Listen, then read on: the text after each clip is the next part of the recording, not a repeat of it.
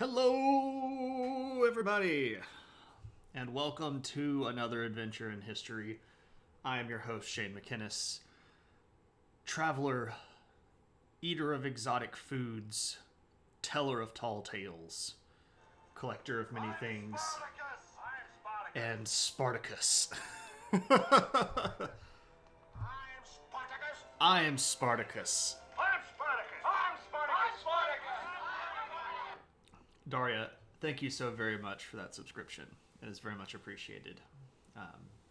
And hello to you. And hello to my lovely wife, whom I just saw moments ago.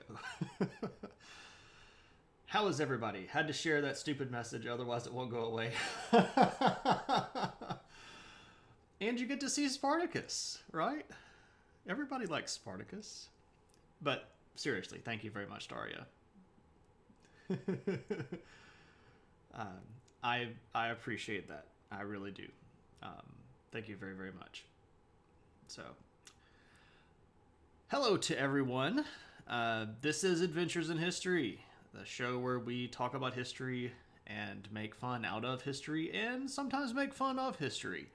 And that's okay, because it doesn't have to be all boring and fuddy-duddy and stuffy. We can have a good time and make Star Wars references and talk about old movies and just be general good people, right? There is not enough goodness going around, and maybe we can sort of inject some more of that into the life of everybody that comes by tonight. At least I hope that everybody can have a little bit of a reprieve from the otherwise crazy, crazy world that we live in. The message is tacky, so you felt like you needed an explanation. There's no need. I appreciate all support. It doesn't matter if you are hanging out, following, liking, subscribing, sharing, whatever. But I do appreciate it. I really do. That does not equal zero to me. That has allowed me to improve the stream as we have gone on. I actually went back and watched one of the very first episodes of the show. And even though we are not quite to that fabled pro streamer level, I think that we have absolutely made some progress. We've got a new webcam thanks to viewers in the show. We've got a new lighting setup thanks to viewers in the show. Pro streamer doesn't exist. It's a myth. It's a goal to obtain. It's something towards which we can all strive, right?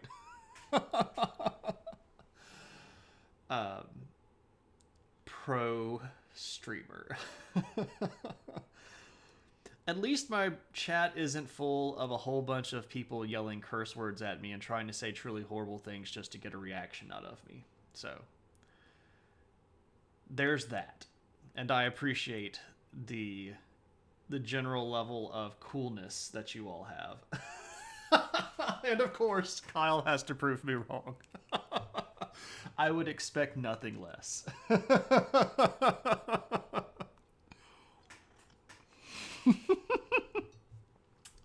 You crazy guys. Yeah, then I would have something. Yeah, Brittany's like, I want to use the mod powers. I want to use the mod powers. I'm glad that we don't have to use the mod powers. I appreciate that you all are cool people. And I really do appreciate you all spending time hanging out. So, a couple of announcements. Announcement number one, you see that I've made a few changes here in the sort of boxy area that's adjacent to my head. Must be a German curse word. Yeah, it's like all of the words, you just kind of mush them together. I've done a little bit of a text change, and I've added this hot looking guy right here, which is a follower goal. I told everybody that we would do another History of Middle Earth stream when we hit 400 followers, and then every 100 after that. So I figured I would give everyone a visual prompt. Follows are free. Send your friends this way. Hey, Bloss, what's up, man? Welcome, welcome. The leopard you were working on the other day that you were posting in various Discords, epic looking stuff, man. The pencil stuff that you have that makes it look like fur is like, then that's really good stuff. I'm going to have to explain to you how to do this thing, the follower goal. Yeah, I can totally do that. You're in on your biggest piece right now, 25 hours into it.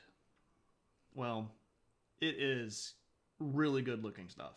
And I'm not just saying that to blow smoke up your butt. It is really impressive stuff. You should consider streaming that. You might have some good luck with that stuff. Hey, KP, what's up, man? Welcome. Yeah, so, Daria, this is just Streamlabs. Streamlabs will let you plug stuff like this in, and you sort of fill it out, and it gives you a web link, a lot like your alert box. But I can totally help you with that. Maybe tomorrow afternoon if you want to. I'll be free a little bit.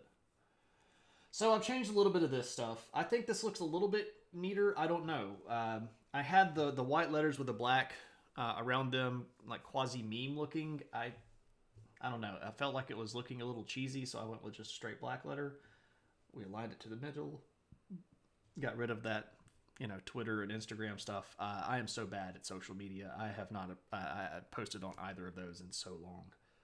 So I figured we would put something in here that would actually be useful, that would actually give some interaction with the community. Because we're almost there. Almost there. And this is crazy, ladies and gentlemen. Crazy, I say. I guess I need to take a moment to explain to everybody how grateful I am for how much of this stuff is actually going on. So I started streaming at the very end of April. Well, I started streaming officially, and I became an affiliate at the end of April last year. And the bulk of my first 50 followers to get affiliate were actually not people that are still watching me. They were people that were students in my classroom, because I was using Twitch during the crazy pandemic last year to actually deliver lecture material content for my college classes. So a lot of my initial followers were not really Twitchy kind of people. They weren't people coming here for the show. They were people coming here for my lessons. But that helped me get to affiliate, and I appreciate them doing that. That was not my initial goal. I did not come on Twitch to become a Twitch streamer. I came on Twitch to try to teach my students. But people started coming in and hanging out, and it took from April to the very early part of December, about the first week of December, for me to get to 300 followers. So that was April, end of April, like a week. So a week, and then May, June, July, August, September, October, November, and then a week of December. So that's 7.5 months to get 300 followers, which is not the slowest that I've ever seen. I'm grateful for all of those people that did. And it's honestly way faster than I ever thought it would. But since then, we have 64 more. So, like, in less than 2 months, we've already almost increased that by 33%, which is just absolutely crazy. So thank you all for coming by and hitting the follow button and sending people this way. I've had a lot of very generous people bring in some really big raids that have brought a lot of eyeballs this way. People like Cryomira, Pink Hypoxy, Art of Lee, Steve Sketches, and it has been a great ride so far. And we're not getting off the boat yet, or the car yet. So we're on our way up. But that was announcement number one, and I know it turned into a bit of a soppy, I don't know, huggy love letter. Plus, I really do appreciate that. I I don't know what to say. I appreciate everybody that comes to hang out. So, um, I think so too, Bloss. And one of the biggest reasons why I teach the way that I do is because I was taught by teachers that got me excited about stuff. And that made it fun for me. And that's the way that I try to teach to my students. And the way that I try to talk when we're hanging out here on the Twitch channel. So, announcement number 2 is that we are actually having History of Middle Earth 2 on Saturday. That was a community goal where I decided I would put together some astronomically high stream goal for the community of 150,000 channel points, and I thought this will take them like 3, maybe 4 months to get to. And it took about 5 weeks. People have apparently been just sitting on the channel points, and that's okay. They are yours to use. You may adventure your points the way that you would like to adventure your points. But we blew through that 150,000 points like nothing. So this Saturday, we will be having History of Middle Earth number 2.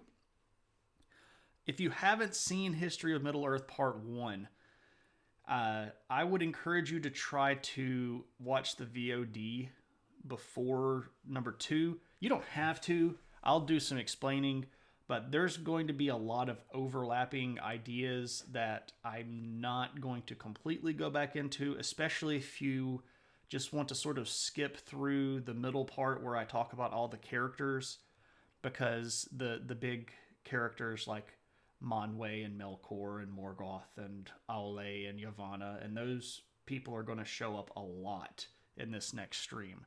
And it will help you to kind of have a basis of those. Now you have a reason to exist through Saturday. Oh, Kyle. Man, you always have... You always have a reason to exist, man. If you ever feel like you don't, you give me a call. Shane way underestimated his people. I did. And I am pleasantly surprised. You missed a lot of stuff without the background. On that note, I'm on the edge of my seat. Have we ever done a full Egyptian mythology? We have not. We have talked about Egyptian mythology in a couple of different streams, but we have never done a stream purely on Egyptian mythology.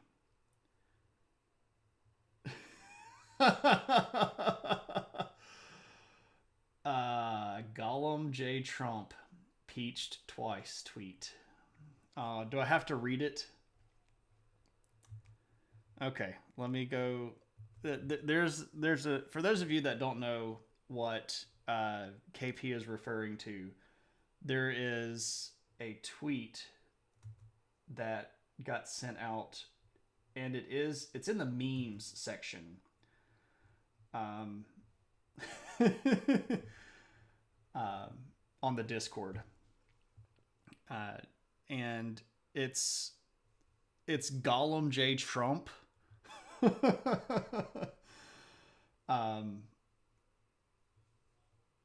So it's like Gollum and Trump mixed, but it's about getting impeached, and it's a mix of Trump and Gollum. And gosh, I'm gonna have to. I do a mean Gollum impression, and I do a passingly decent Trump impression. So I don't know. Give me just a second. I'm going to need to mute the microphone to see if I can get this done the right way.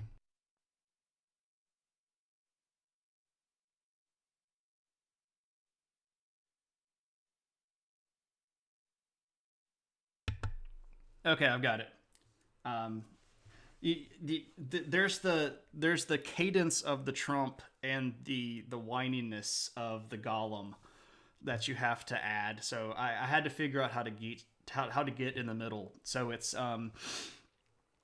goes like this: Pledged twice, wicked habits, pledged us against false nurses, sads.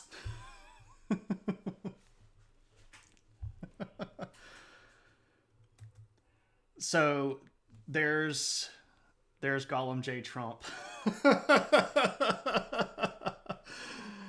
I love you guys.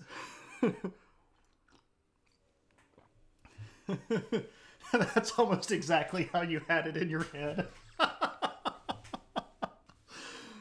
Well, I'm glad I could bring that to life. I'm sure that will end up as a clip and be haunting me for the rest of the internet. Okay, so Saturday, History of Middle Earth Part 2. I'm aiming for about 1400 Central Standard Time. So earlier in the afternoon, because I might want... yeah. I might want to follow that up. I want to be... Gosh, I'm just saying words, and I'm laughing at this so bad.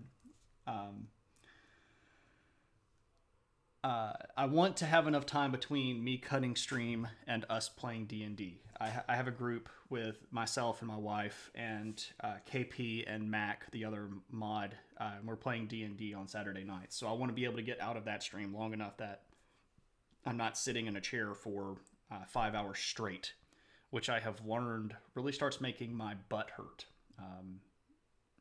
And I've had some hip issues that I've had to work on. Been doing a lot of stretches and hip yoga kind of stuff. Your wife plays D&D? Oh yeah, it's absolutely. Donate now to get Shane a real chair. I am sitting in a kitchen chair.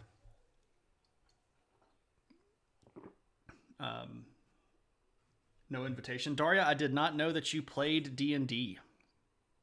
And I did not know that you had wanted to play D&D. Buy a real chair. Real chairs cost money. And money is not free.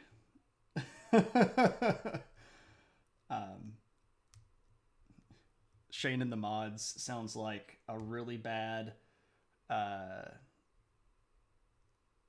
like late 50s, early 60s British band that had one really big hit, and then they all ended up like ODing in some weird cult. He would get angry if you use some of that pro streamer money. That's actually not that bad of an idea. He would get angry if you bought me a chair. Mac in the lab coat, I would get angry if you bought me a chair. The few times that I got told no girls allowed. Daria, we'll talk about that. Girls are fine playing D&D. We'll talk about that. I can't speak for the rest of the party, but we'll talk about that. God.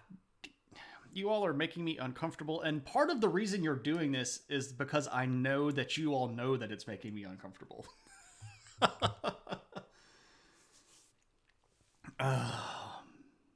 You guys. This streaming setup brought to you by Mac and the Lab Coat's generosity. Let's talk about the Seleucid Empire. Okay, the Seleucids. Yeah. Okay, so... Seleucid Empire. We've mentioned them quite a bit. They came from the leftover of Alexander the Great's kingdom. They've had a pretty good run of things so far. And they're in a pretty good position. Except for all of the horrible things that happened right in a big row. So we're going to pick up tonight with the ruler Antiochus III. And he is referred to in history as Antiochus the Great. And He's a decent looking guy. If my images would work. Pictures. Ah, there we go. There's Antiochus. Look at that guy. That's ruler material right there. Anyway, so Antiochus the Great, or Antiochus the Third, comes to the throne at a really unfortunate period of time in his empire's rule. This happens at a pretty unfortunate turn of events, actually. Straight from a GQ cover. I mean, he's a good-looking dude. So he takes over in 222 BC. But he takes over because his brother had just been assassinated. His brother had been assassinated because he was not a very fit ruler. And he was leading the empire into ruin. And in fact, the empire was losing a lot of territory.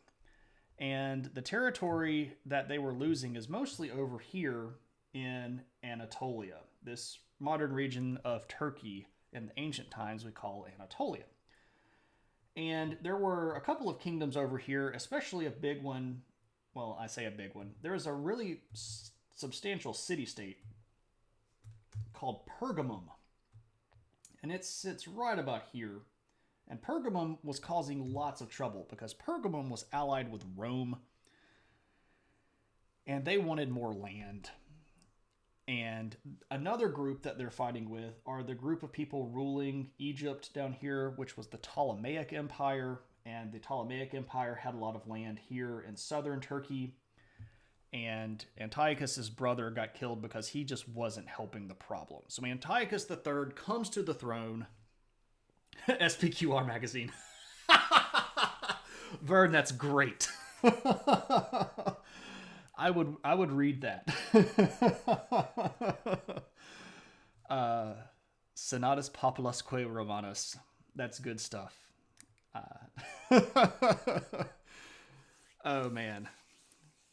10 fashion tips. How to keep your toga clean. Anyway. So his brother gets assassinated. Pergamum is gaining land. The Ptolemaic Empire is gaining land. And when that stuff happens, there's problems over here on the other side of the Seleucid Empire as well, because of these people over here that we've talked about a little bit already, the Greco-Bactrians, who just broke away from the kingdom, and this group of people right here, the Parthians, who just decided to break away from the kingdom. So when Antiochus takes over, he's got issues everywhere. There are people inside of his own court that he has to deal with. He ends up killing some of the sort of high-level advisors in his court because they were giving him bad advice and were potentially involved with the murder of his brother. There are people rebelling everywhere, and he's in kind of a bad state. And he's got some choices to make because there are problems all over the Seleucid Empire. All over. And he's only one guy. Right? So he can only fix one problem at a time. So he's going to have to try to fix all of these different problems. Okay, so he decides that the biggest problem are the Ptolemies. Those mean old Egyptian Greek leaders. They're ruling in Egypt, but they're Greeks as well, just like he's ruling in Asia, but he's a Greek. Or Greek heritage person. By this point, we're about 4 generations past the actual heirs of Alexander the Great. We're 111 years past his death, to be specific. So those Ptolemies that are ruling in Egypt, they seem to be the biggest threat. So he's going to lead his army up here into Anatolia to try to fight the Ptolemies. And he's going to get his butt kicked. And that's sad, because he comes to the throne, he's got a lot of problems, he makes probably the best decision, and then he gets his butt kicked. And you gotta hate it for the guy. Alright, okay, so while he's leading the army over here, he's got some of these general guys, these big, storied and fabled generals. He's going to send them over here to fight against some of these rebellions over in the eastern part of the empire. And they get beaten too. Not so great news. Yeah. So he turns to his buddy, his cousin, his own blood. And this guy's name is AiH. And AiH looks not like that. That's Antiochus. AiH looks like this guy. Well, this actually is him. This is one of his coins. And that actually gives you a little bit of a spoiler. And you go, why is this guy issuing coinage? Well, we'll get there. So AiH gets sent out to try to fight against some of these other Anatolian people, especially Pergamum.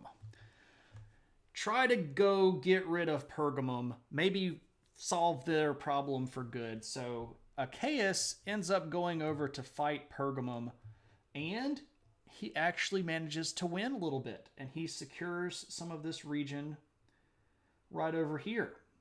And so Antiochus is like, lost myself, lost the generals over here, but my cousin came through for me. Okay, now that we've got some of the problems over here sort of locked down, maybe it's time for me to go to the other side of the kingdom, and maybe I can go over here.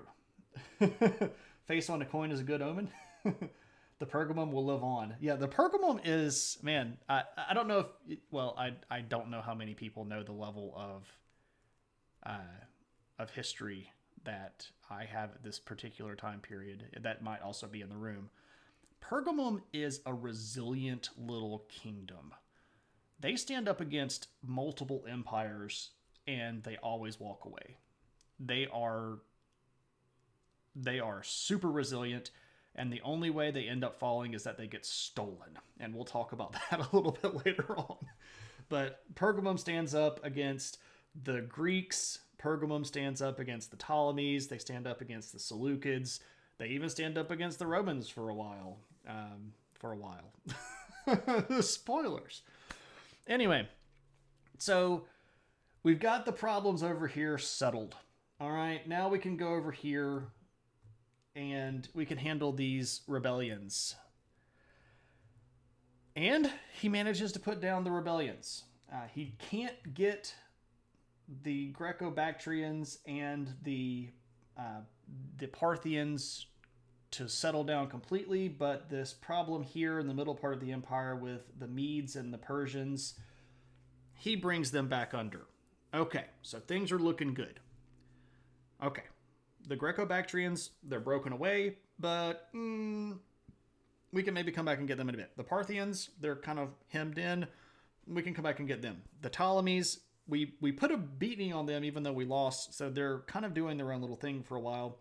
My cousin beat up the Pergamums, and we just put down the rebellion from the Medes and the Persians. Things are looking better. Antiochus got to the throne and crap, and he's pulling himself up by his own bootstraps, and things are looking okay. He's probably wearing sandals. He's probably not wearing boots. And then his cousin decides, oh, where are you? Where are you, cousin? He's like, oh, I'm far over here in the east. And AiH over here in Anatolia goes, so I think I'll just declare myself king, and I'm going to take all of this area for myself. Right? Parmesan is a cheese from the Italian city of Parma. Bad joke there, but you go, oh no, I'm with you. But I felt like I needed to explain it just to make it worse. Curse your sudden but inevitable betrayal. Exactly. That's why AiH has coinage, because he decided, oh, my cousin's way over there. There's a crap ton of problems going on. I'm the only one that's won anything. I've got a big army over here. I've got some territory. He can't come get me. He can't come get me. He's got too many issues right now because he has to deal with all his other problems. And actually, AiH is accurate because Antiochus can't go deal with him. He's got so many other problems. And the biggest one, as he suspected, I thought you'd be cool with it. I mean, like, what? Oh, you weren't using it. You didn't need this reserve of manpower, tax money, and food. It's not like you have other problems going on, right? You can always count on your family, right? Okay, so his cousin stabs him in the back, takes part of the kingdom, and is making some trouble. And around that time, the Ptolemies go, we've beaten this guy once. And his empire's kind of falling apart. Maybe we could go get him. Maybe we could just go get him. And so the Egyptians are getting ready to go to war. And then something crazy happens. Their king dies, and this kid is put on the throne. And Antiochus is like, go on, child on the throne? We should go invade Egypt. Hey, Cassidy, how's it going? Long time no see. You haven't streamed in forever. Where you been? I need to do shoutouts. You should go follow Daria if you are not already. Daria is a really cool person, good friend, and awesome artist. You should also go follow Cassidy, who is also awesome artist, cool to hang out with, and you should go follow her too. Who else do we have in here? Who else is streaming? Anybody else in here streaming? You'll be back next week. Awesome. Awesome, awesome. I go in both of these ladies' streams and wreck the chat by talking about nothing but nerdy stuff. It's what I do. They allow it and they say that they like it, so, I mean, I guess. Anyway, so, yeah, we're going to invade the Ptolemaic Empire, those people that just kicked our butts. And to do that, we're going to have to march right by my mean old cousin. So AiH is up here in his little kingdom in Anatolia, and Antiochus is going to march himself down into this region right here, which is technically called Coel Syria, and the Levant. He ruins my drawing by pointing out what I researched wrong. I can't help it. It's like my habit of correcting people's grammar. Yeah, no, wait, come back. Exactly. So he invades the Ptolemaic Empire, which at that time controlled this whole region right in here. Or calling you out on your bullcrap. You are welcome to call me out on my bullcrap too. That is a two-way street. So he invades Syria. Boom! And he manages to take it because it turns out that when you have a child on the throne and a whole bunch of regents trying to fight over who's actually in charge, you can, lose control of your border zones. So Syria, boom, taken. Starts moving down into Phoenicia, gets to the big city of Tyre, which is right about here. Boom, takes the big city of Tyre. And then he starts thinking. He's like, wait a second now. I don't necessarily have to go all the way into Egypt immediately. Like, I don't need to blitzkrieg them. I don't have to blitzkrieg them. Plus, if I get my big old army all the way down here in Egypt, I'm leaving my turncoat cousin behind me with a potential to just, cut me off and get down here to the capital before I could even turn back around. So maybe I need to slow my roll a little bit, and maybe we need to establish some fortifications in this area and really make sure that we're holding Syria so that my turncoat cousin can't stab me in the back, and so that I don't get trapped down in Egypt with no way to, to run away. So Antiochus is learning. You don't just rush headlong into battle. You sometimes take baby steps into battle, and you take your victories and you consolidate those. Here's the thing, though. This is going on, by the way, in 219. The war starts in 219. He invades between 219 and 218, and he's very, very successful. But then he decides, let's just hang out for a bit. And he decides to hang out for a bit, and he doesn't move for a whole year. And in the process of that year, the Egyptians are going, holy crap, we're losing Syria, we're losing parts of the Levant. We need to get our junk together and go fight those guys. And that's what they do. They get their junk together and they send a really big army up. And it turns out that the Ptolemies are still a really big force to be reckoned with. So there's a giant battle. And this, is, by the way, is one of the largest battles in history of this period of time. And it's called the Battle of Raphia. And it's in 217. And at the Battle of Raphia, the Ptolemies put a whipping on the Seleucids. And Antiochus loses pretty big. But here's the thing. When the Ptolemaic army marches up here to fight against the Seleucids, there's a lot of stuff going on back at home still. So they can't capitalize on the battle. They beat the Seleucids really definitively. Raphia is like nobody's questioning who won the battle. But they can't take back their territory.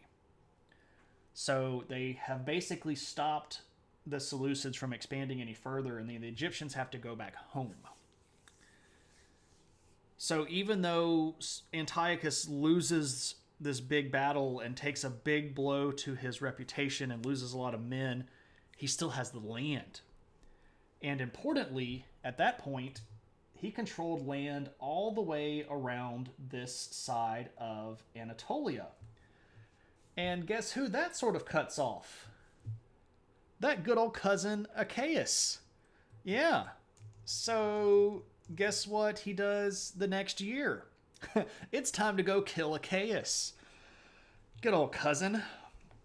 So in 216, load them up. Let's go into Anatolia. And so they get into Anatolia and they start wrecking stuff, and AiH hears that they're coming, and he runs to this really big, super big fortress at a place called Sardis, which had been a big city right down here in Anatolia for hundreds of years. It used to be an old Persian satrap capital. Was a really big city with a really big fortress. And AiH just posts up there and he's like, they can't come in here and get me. And, well, it's about that time of the year again to go kill your cousins. Right, exactly. Killing cousins instead of kissing cousins, right? So it turns out that Antiochus can't go into Sardis and get AiH. So he lays siege to the city, and this is causing a lot of trouble for the population of the city. When you have a big siege laid in, it's rough stuff for everybody. So it turns out that, the people of Sardis and even some of AiH's own supporters decide that Antiochus is the better one to go to. So one of AiH's advisors tells him, like, look, I've got a secret way out of the city, and I can get you to safety, and we can get you somewhere else where you can go raise a mercenary army, and then you can come back and deal with your cousin. And AiH is like, that sounds amazing. And the guy leads him out of the city and gives him straight over to Antiochus, who promptly chops his head off. Yeah, you got to be wary of people under siege bearing gifts, right? Because they'll turn you over to your cousin and get your head chopped off. So by 213, the whole region here in Anatolia is back under control of Antiochus. And things are going pretty good. And Antiochus is feeling like he's got a little bit of momentum. So he's like, okay, let's try to make some deals. So he reaches out to the people over here ruling Macedon, and he makes some friends with them. And there's a Greek city-state league down here on the Peloponnesian Peninsula. Reaches out to them, makes some friends. Over here, we have some emerging kingdoms that we'll be talking about a lot more, both this discussion and in later whole streams. You have the Kingdom of Pontus and Armenia, two different kingdoms of Pontus and Armenia. And Antiochus reaches out and makes some friends with them. So he's got basically this whole half of his empire on peaceful, stable lockdown. And he feels good about that. Dims to brakes, they are. Didn't see that one coming. Hit him like a blow to the head. Oh, but it's true. So now that he's got that half of the empire stable, now it's time to come over here and deal with this half of the empire. Because all of those Parthians and Greco-Bactrians and people in India, they've been running amok lately, and it's time to bring them to heel. And Antiochus feels like he can do that now because he's not distracted by the other half of the empire. He's kind of laser focused in. First thing to do, deal with Parthia. This region right here had been in rebellion since the beginning of his rule. Got to deal with them. And so he invades Parthia in 209, and he basically forces their king to submit, like bend the knee. There's real Game of Thrones stuff, like bend the knee. So the king of the Parthians bends the knee and promises to pay tribute to Antiochus in return for being allowed to stay on the throne. The Parthians absolutely hate this, by the way. We'll talk about the Parthians more next Thursday. So, time to come over here. Oh yeah, it's super power trippy. You haven't yet seen the power trippiest of the power trippy yet. One of my favorite power trip moments of all history is coming up in just a little bit. So now it's time to come over here and fight the Greco-Bactrians. We talked about the Greco-Bactrians before. I should get rid of Achaeus because he did. The king of the Greco-Bactrians at the time is a guy named Euthydemus. And I don't know if you all remember him, but you might once I break up his picture here. Euthydemus is a Greek. He's from the Greco-Bactrian kingdom. This is him here. And he's going to have to deal with an invasion from Antiochus. But unfortunately for Antiochus, this guy, Euthydemus, oh yeah, he's a bit of a grizzled looking dude. I don't think I'd want to tangle with him or anything, but whole new meaning to bowl cut. Right. So Euthydemus has a couple of things that the Parthians did not have. And those are really big cities in really bad geography. Some of these cities were really hard to get to. He looks like a Popeyes villain. The bad guy Bluto. So Euthydemus runs up into Bactra, the capital of the Greco-Bactrian Empire, which is a huge fortress city up in the mountains. It's hard to get to. Antiochus lays siege to him and realizes after a while that he can't get Euthydemus out. So what he decides to do is make a deal with Euthydemus. And the deal is basically, look, here's the deal. We need to be friends, you and I. I recognize you as the king of this territory. But you need to recognize that I'm the ruler of all of this other territory. And Euthydemus is like, okay, that's okay. We can start here. Can you throw something in to sweeten the pot? And Antiochus goes, you've got a handsome young son. Why doesn't he marry my beautiful young daughter? And then we can be buddies and our grandchildren will be the same grandchildren. And Euthydemus is like, that sounds like a deal that one king would make to another king of equal stature. I accept your proposal. And so Antiochus recognizes that he cannot take back the Greco-Bactrians, but he needs them on his side because the next thing that he wants to do is do something that the Greeks hadn't really done very well since Alexander, and that is he wants to go to India. Diplomacy by selling your daughter into slavery. That's right, you can fit so many babies in this. That's pretty much the way that it was, unfortunately, ladies. Bargaining chips. This is pre-Disney Princess. Yeah. And if you actually read the stories from a lot of those Disney princesses, the stories are actually super freaking bleak. Like, if you don't want to read something sad, don't go read The Little Mermaid. because that story, number one, it has a completely different moral in the original version than it does the Disney version. But the ending is way worse. Same thing for Snow White, which is much darker. Same thing for Cinderella. A lot of these are stories that Disney took to makes a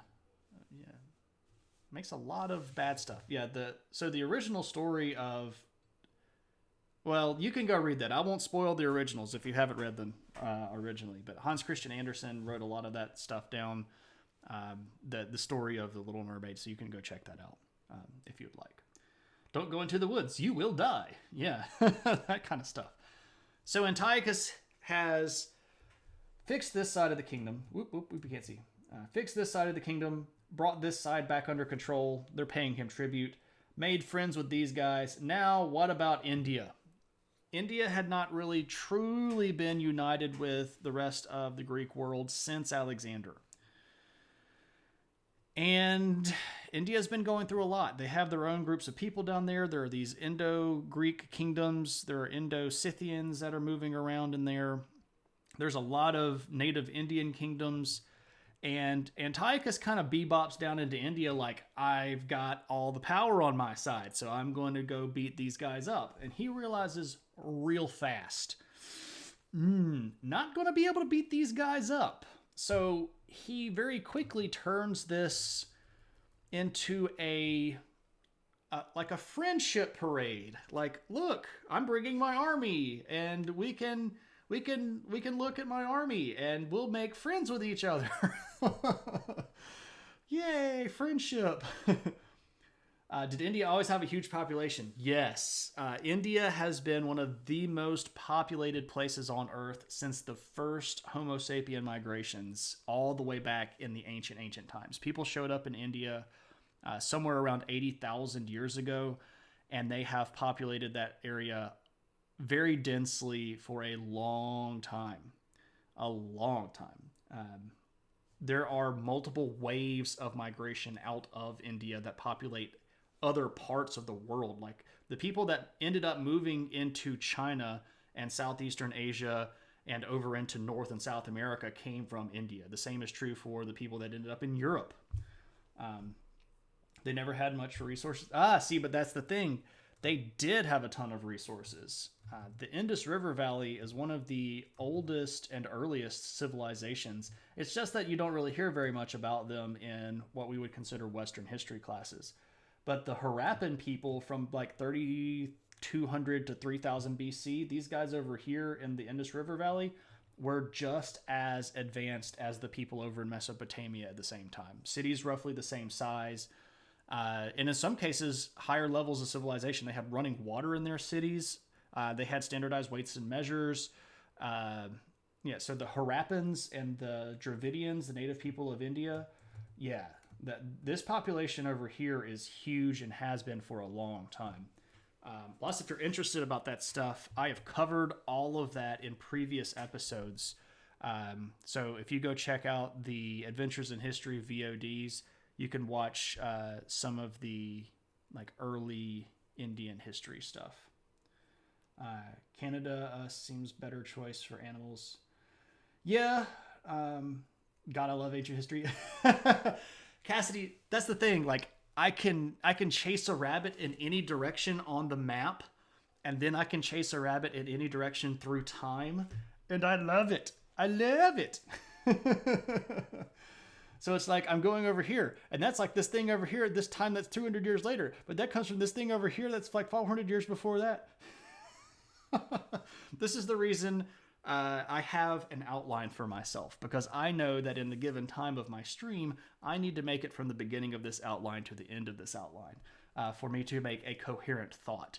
If I were to just get on stream and ramble, we would go nowhere. We would go around and around and around in circles, and we might cover everything from, Vladimir Putin to the city of Mohenjo-Daro.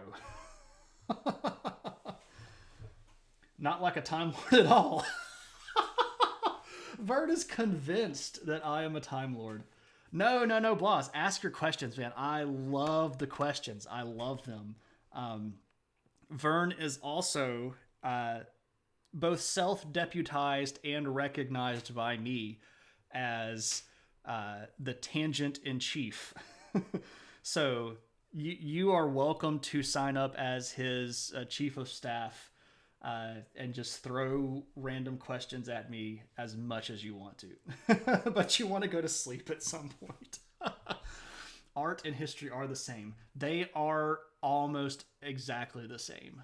And when I should reference, speaking of art and history being about the same, for those of you all that know Joby Dore,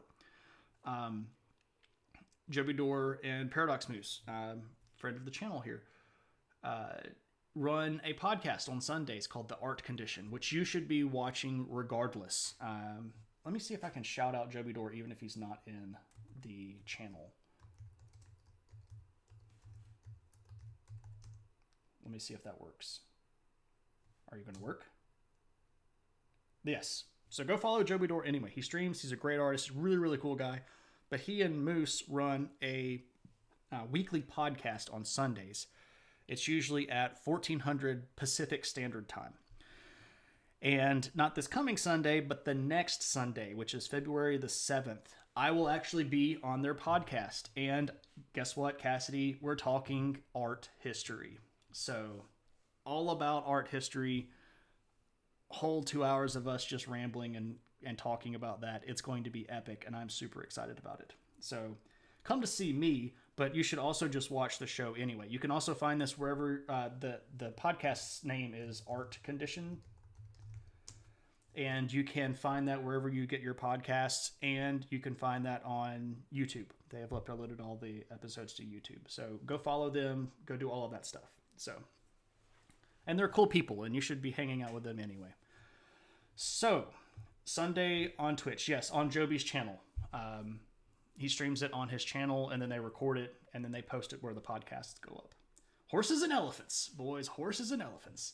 Speaking of elephants, so Antiochus gets down into India, and he's like, we're going to go beat all of them up. And he gets down there, and he's like, yes, 2 p.m. Pacific Standard Time.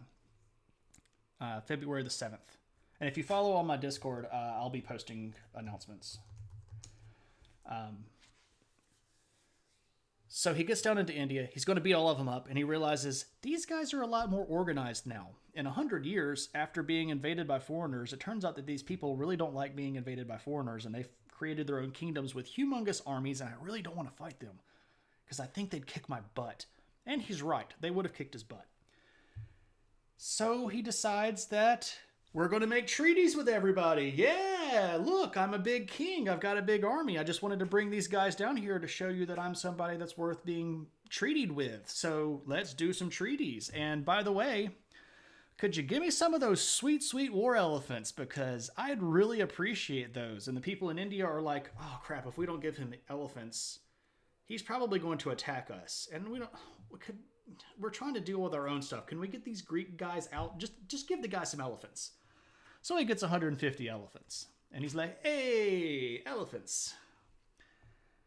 So the trip out to the east. Trip out to the east. I don't know why. 150 war elephants. That's a lot. So he gets back to home. Over here in Ctesiphon, the capital city. He's hanging out. He's chilling. And then all of that crazy stuff in the Ptolemaic Empire of Egypt really, really hits the fan. And not only had they lost the guy that used to be the kid emperor, now they've got an even younger, like, almost toddler king. And they are tearing themselves apart down in Ptolemaic Empire. And one of the buddies that they made over here in Greece, the ruler of Macedon, who's a guy named Philip, not that Philip, much later Philip, Philip V, goes, hey, here's the deal. We think that if Macedon and Seleucia team up, we could take the Ptolemies. What do you think? If we team up and we beat them, we'll split the Ptolemaic Empire 50-50 right down the middle. And Antiochus is like, I like this. Slaps the trunk of elephant. You can siege so many enemies with this bad boy. You know how much spaghetti you can fit in this? Exactly. Lots of spaghetti. So they make a deal. We're going to invade the territory of the Ptolemaic Egyptians with the help of Macedon. And we're going to split the territory. Whatever we take is going to be ours, and we're going to split it with, half of it going to the Macedonians and half of it going to the Seleucids. And it's going to be amazing. We're going to be fun. It's going to be amazing. So they invade. And they're going to invade from their base here in Tyre, which they were still holding on to. And they invade down here into the Levant. And there are a group of people that live in this region that we haven't talked about in some time, but are going to play a really interesting role in the rest of this phase. And those are the Jewish people. And the Jewish people at the time had been fairly comfortably living under the Ptolemies. The Ptolemies didn't really care that they were monotheists. They knew that they were up there. They didn't really care how weird they were. They didn't really mess with them very much. And the Jewish people were pretty happy with that. But here come the Seleucids. And these guys are turbo Greeks. They want all of the people to be Greek. They want to... how did the Greeks and the Indians communicate?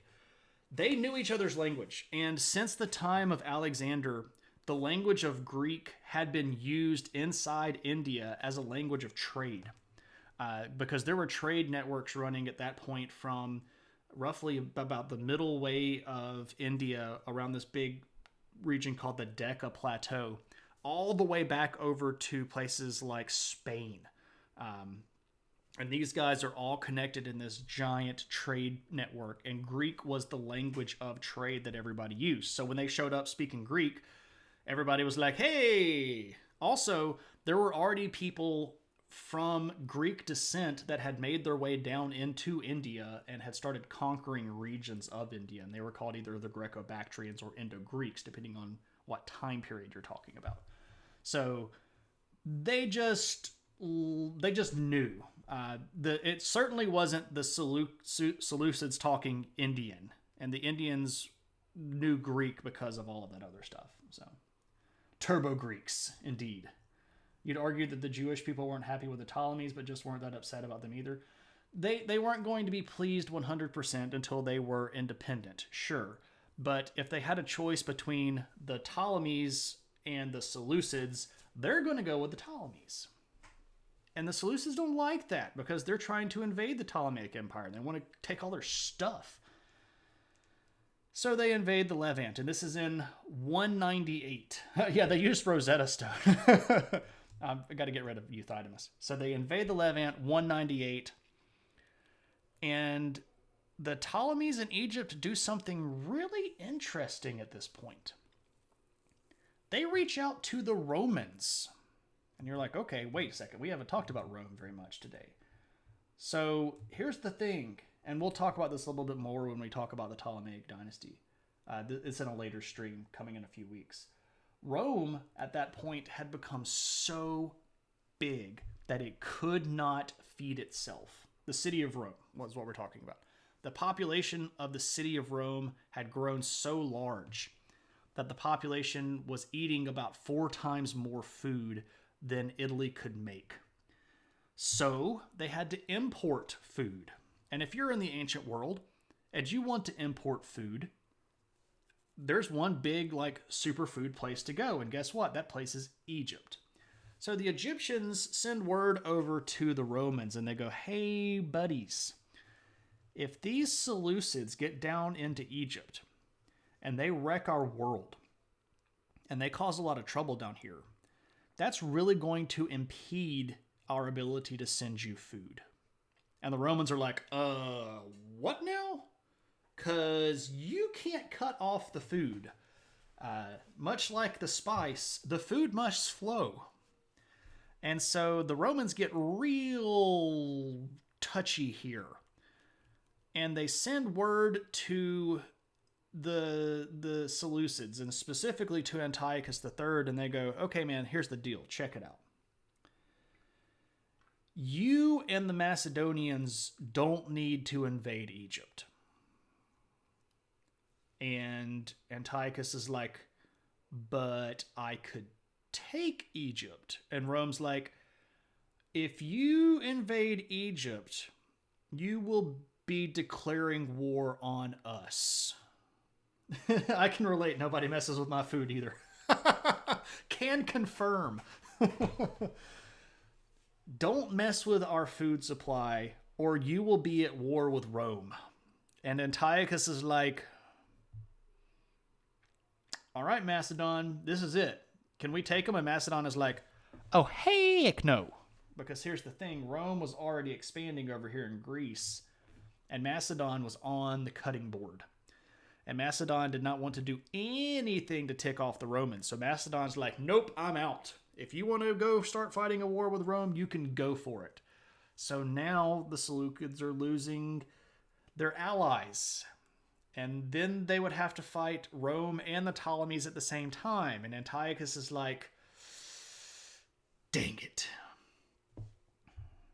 So he doesn't invade Egypt. Yep. It's a bit of a mess. And as you might know, if you're putting all of this timeline together, and if you remember stuff from the last phase, Rome is also fighting a pretty big war in in Africa already with a group called the Carthaginians. It's the Second Punic War around this time. And a particular leader of that city of Carthage ends up getting exiled. That guy's name is Hannibal. Hannibal decides that he's going to go hang out with the biggest threat to Rome. And Hannibal makes his way to Antiochus and takes up residence in Antiochus's court and starts whispering sweet nothings about the destruction of Rome into Antiochus's ear.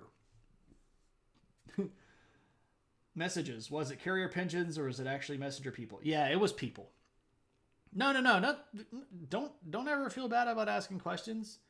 Carrier pigeons were really only useful over short distances.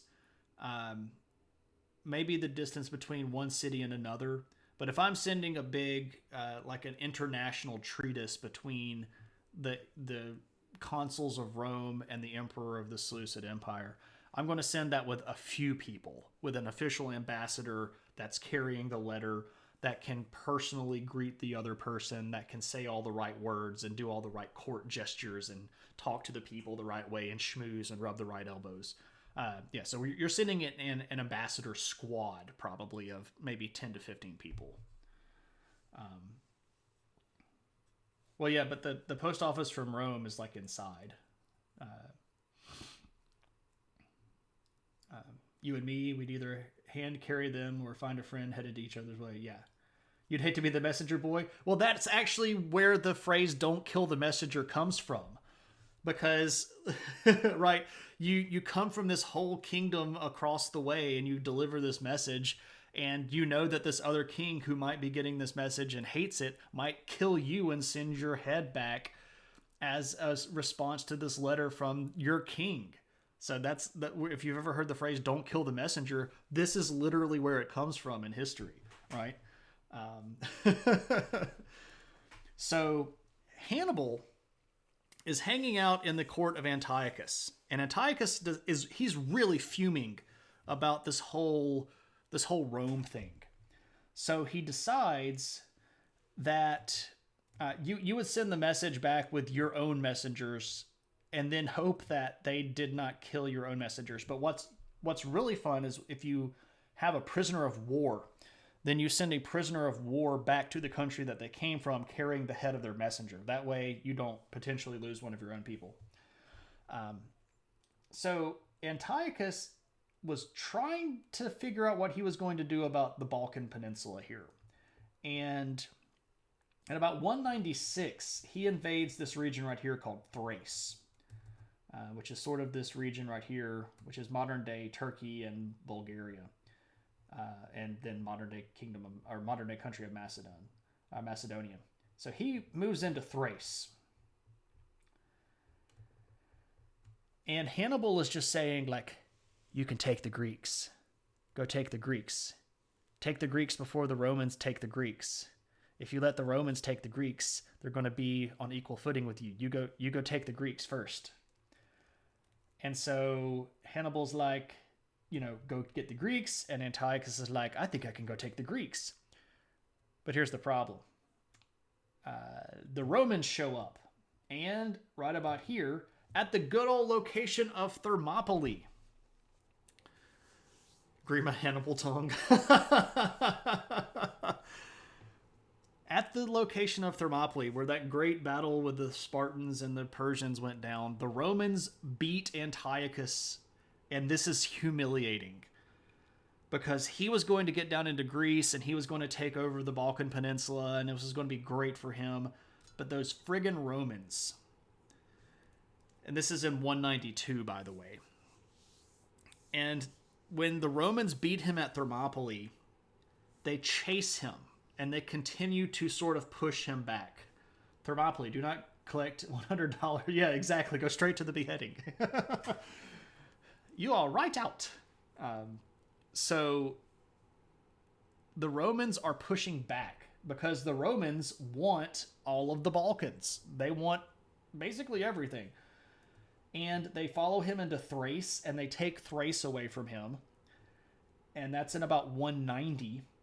And then when they take Thrace, they decide, hey, we're already right here. Why don't we just invade Anatolia? Because they had a big ally right here. And that big ally was, wait for it, Pergamum. So, hey, Pergamum, help us fight against the Seleucids. And the Pergamons are like, heck yeah, that sounds amazing. Because they were struggling against the Seleucids. Because the Seleucids were friggin' all around them. So the Romans get help from the Pergamum people. And they get all up into the business of Anatolia. And Antiochus is just so hacked off at this whole thing. He's just so mad. True story, an alternate title for tonight was The Empire Strikes Back. No, that was a hypothetical title for the Hasmonean dynasty. It was The Empire Strikes Maccabees. But that's for the Hasmonean, which is a couple of streams. We're getting to You Mad Bro. I could have been using You Mad Bro a lot. Like, Antiochus gets told he can't invade Egypt, and Rome's like, you mad, bro? And then Antiochus thinks that he's going to take Greece, and Rome beats him, and they're like, you mad, bro? Yeah, he's mad. He's real mad. Pretty mad. So the Romans are expanding into Asia Minor, and there's a really big series of battles, and Antiochus decides that he wants to stop this junk before it gets into the heartland of the Seleucid Empire. So he calls for a truce with the Romans, and this is called the Treaty of Apamea, or Apamea, if you're going to be specific here. This is a really bad treaty. Worst treaty ever. Bad treaty. Horrible treaty. Worst document ever signed. It's actually pretty bad for the Antiochus faction. Here's what it looks like. And this map is in German, so it's the best map that I can find that shows Apamea, but I can translate. So these are the Taurus Mountains, and this is the Seleucid Reich, the kingdom of the Seleucids. I love it. Anyway, so this is the area that Seleucia is going to have to give up. Everything north and west of the Taurus Mountains. Pergamum, sitting right here, gets to take all of this territory. So this is Bithynia and Pontus and Cappadocia and Galatia. So Antiochus is having to give up all of this. But not only is he having to give up all of this, there's so much more stuff that he has to give up. And this is like the stinger, because the territory is bad enough, but the riders that go on the Treaty of Apamea are really insulting. First off, he has to stop using war elephants. Yeah. Rome bans the use of elephants in the Seleucid Empire under threat of war with Rome. Yep. No more elephants. Number two. Well, and I guess this would be number three. Number one is you got to give up all this territory. That's worse than giving up smoking. Number one, all this land is no longer yours. Number two, you got to give up the war elephants. And Antiochus is like, but I just got these war elephants. God, I paid so much money for these friggin' elephants. Rome really doesn't like elephants. No, they don't. Number three, you have to pay us a tribute.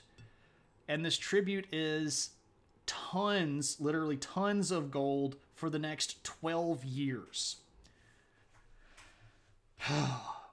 And number five, this is the bad one.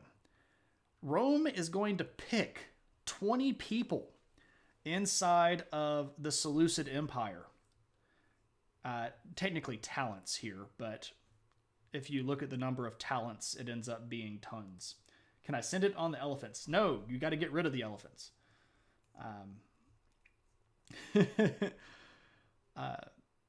So, dun dun dun dun dun dun dun dun dun dun dun.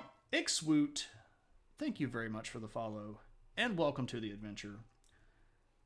We are one more closer to History of Middle Earth number 3 stream. Yeah, so Rome is 5 more. No, 35 more. We need 35 more followers. There we go. So, it's all good. So the Seleucids are going to have to send hostages to Rome. 20 of them, to be specific. And Rome gets to pick the 20. And the only 2 people that are barred are the emperor and his direct heir. And Rome's going to pick his brother, other members of his family, some of his wife's family, like a lot of people that are really high up in the Seleucid world. And they all go get to be hostages in the city of Rome. So give up all the land, give up all your elephants, give us tons of money, and give us 20 of the best and brightest people that you have in your family as hostages. This is the Treaty of Apamea, and it's a bad treaty for the Seleucids. Yeah, those friggin' elephants, they just tear up the roads, man. Yeah, you can't keep anything going if you just let all those elephants march around. So I do want to show you one thing, just to kind of put this into a little bit of perspective. What do they get? The Seleucids don't get anything. They get Rome to stop invading them. They were losing. You don't get to set terms as the loser in the war. I do want to show you this, though. This is the Seleucid Empire at its height. So, back when the Seleucid Empire was first being put together, this is how much territory it held. It's a lot of territory. It was really, really big. And you should remember that, because the last thing that I will show you tonight is a map of the Seleucid Empire. And it's not so big, because things start going a bit downhill. Antiochus III is embarrassed. Real embarrassed. And he has this giant blow to his ego and his glory.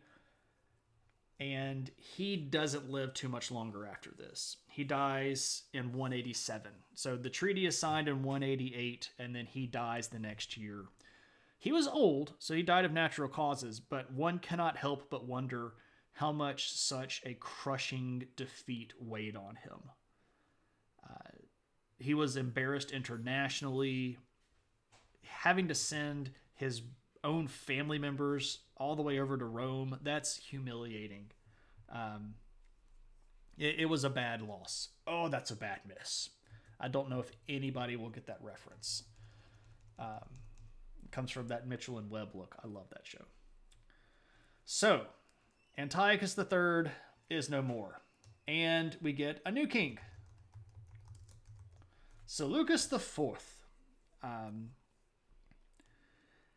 This guy, let me tell you, he took over the empire that looked really nice on paper, but was not really strong. This guy. So, first big problem. They owed Rome tons of money. So how you get that money?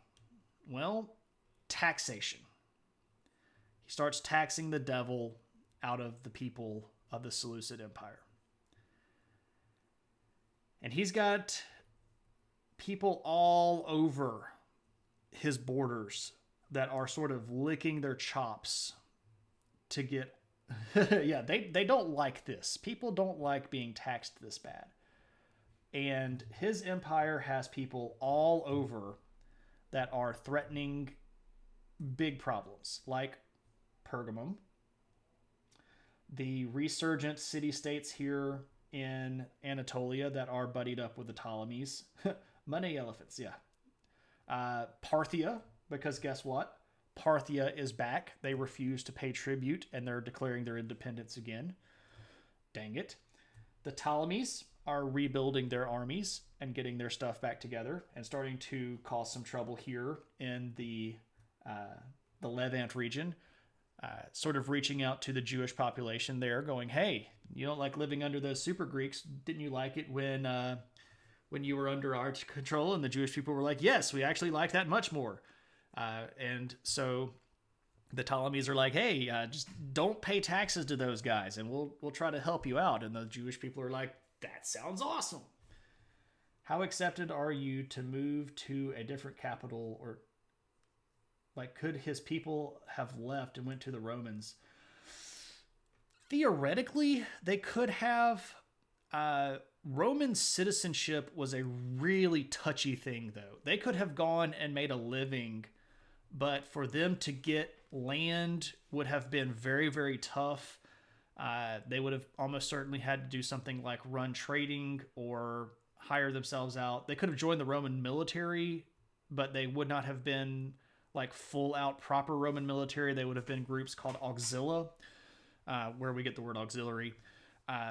If they had enough clout, like if they were Seleucus IV's brother or something, and they went to Rome and said, I want to, convert to Romanism, or whatever, they would have probably been treated as an honored guest, but they would have been expected to do stuff like rat on their family and everything.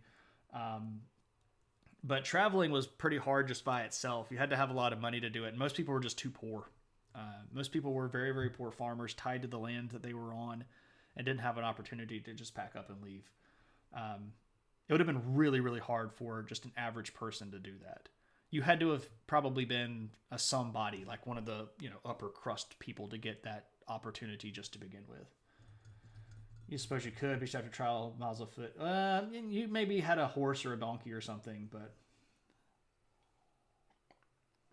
I would argue that most people didn't have enough money, period. They might not have had money at all. There's still a lot of bartering economy going on at this time. So, people all over the place. Pontus. We have a new kingdom of Pontia right here. They're on the borders. They're looking like, we could take some of this land. The kingdom of Armenia sitting right here. They're like, we could take some of this land. It would be interesting. Lots of problems. Seleucus tries. For the first 5 or 6 years, he makes the payments. But then these people around his border start making problems. They stop paying their taxes. Things inside the empire fall apart. And he only gets to rule for about 12 years, from 187 to 175. And in that 12 years, he was supposed to have paid Rome this giant indemnity for each of those 12 years, and he didn't do it. He ends up having to stop paying them because the kingdom runs out of money. Like, the official treasury is effectively bankrupt at that point. And so his own people kill him. He gets assassinated by one of his own advisors. And there are a couple of different stories as to exactly how and why this happened. One person said, or one history version says that they killed him because he was showing too much weakness. Like, he was showing weakness by paying Rome to begin with, and then by taxing his people and giving all of their money to the Romans, he was showing too much weakness. And the other version just said that this guy that killed him was trying a coup. Like, he wanted to completely wipe out the royal family and establish himself as a new dynastic line. What is this money you speak of? Yeah, kind of a bummer. Seems to be a trope, betrayed by an advisor or cousin. Yeah, if you're an emperor, you sleep with one eye open, because there's a lot of people out there to kill you. And it turns out that the guy that's going to take over... Oh man, this guy. Antiochus IV. He rules from 175 to 164. Nope, I don't like that. I don't like it at all. How about that? Okay. Antiochus IV, I don't like that at all. So we're going to do this. Boom. There we go. Okay. Okay. So Antiochus IV looks like he has to fight a little bit to even take the throne. So the guy that killed Seleucus IV seems like he must have tried to set up a kingdom himself. And there's a bit of a scuffle, and Antiochus IV has to call for help. And this is embarrassing just sort of almost as it is, because an emperor of the Seleucids trying to call for help from somebody else, that's not a good sign. And the people that he reaches out to are the people from Pergamum that have sort of been a persistent thorn in the side of the Seleucid Empire since, 300 years ago almost. So the Pergamum faction has to put this guy on the throne, and they don't forget that, by the way. They do not let him forget who helped him out. But he takes the throne. And Antiochus IV is determined that he is going to restore the glory of the Seleucid Empire. He will be the one that ends all the threats, that restores the borders, that puts money back in the treasury, that gets everything back on the right track, and he is the man. Like, he's the man. Now, how is he the man? That's an interesting story. Well, there's a reason. Am I not typing? No. I'm sitting here typing, and I'm expecting the little thing here to type, and I'm not even in the right window. Yeah. So let me give you his nickname. Antiochus IV Epiphanes. And this is a nickname that he takes for himself, mind you. He calls himself Epiphanes. And what Epiphanes actually means in Greek is quite literally God manifest. He's saying he is God. Literally. I'm coming to you again to ask for your help for my own impending doom. Right. Yeah, Antiochus IV Epiphanes. He's going to do this because he is God manifest. That should tell you just a little bit about his ego. And to accomplish this God made manifest, he has to do something that even Antiochus III could not do, and that is invade and defeat Egypt. Those pesky Ptolemies have to be dealt with. Now, you remember what happened last time that the king of the Seleucids tried to invade. Rome told them no and to go home, and that was pretty bad.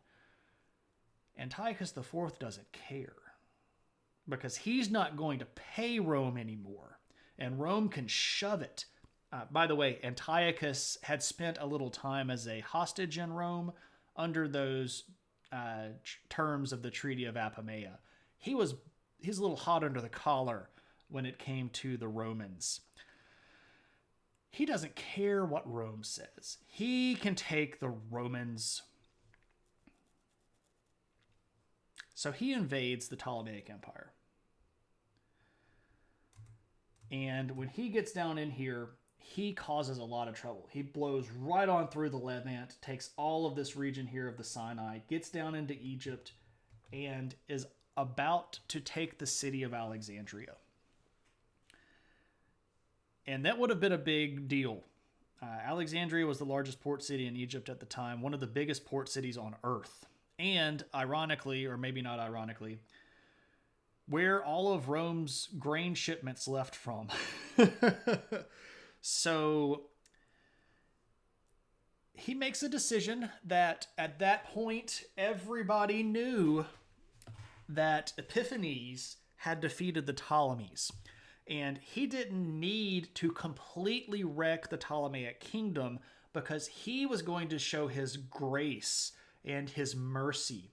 And he was going to leave the Ptolemies in control because they were also Greeks and he appreciated their Greekness. By the way, this dude, if Antiochus III was a turbo Greek, this guy's like uber Greek.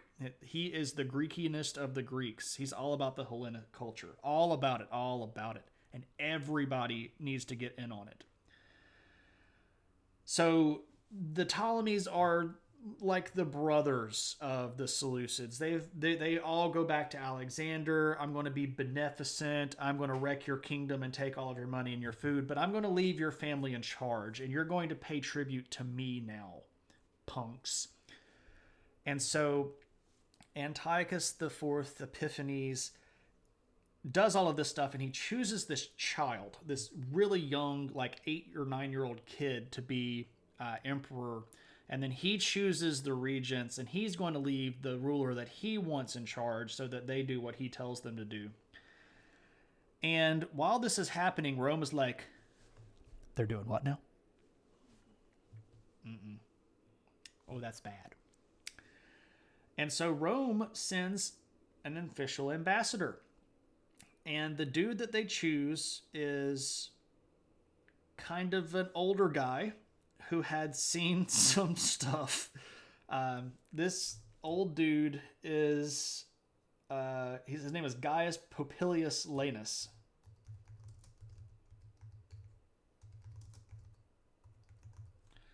Gaius Popilius Laenas.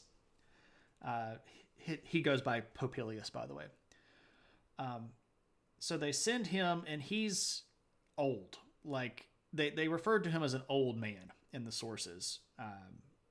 GPL. Yeah, they send old GPL down to handle Antiochus. And Antiochus is on the way out of Egypt, going back to his capital city, and Popilius catches him. And this is one of my favorite humiliating moments in all of history. Gaius Popilius Laenas says, the Senate and people of Rome, and he's talking directly to Antiochus Epiphanes, God manifest. He says, look, man, the Senate and people of Rome are telling you to remove your army from Egypt and go back to where you came from. And Antiochus is like, psh, look, dude, I'll go back to my court and I'll talk it over with my advisors, and then I'll send some letters back to the Romans so you can scurry on down the road. And Popilius walks up to him and draws a circle in the sand around Epiphanes. And he says, before you step out of this circle, you will tell me that you're going to remove your armies from Egypt, or Rome's coming at you.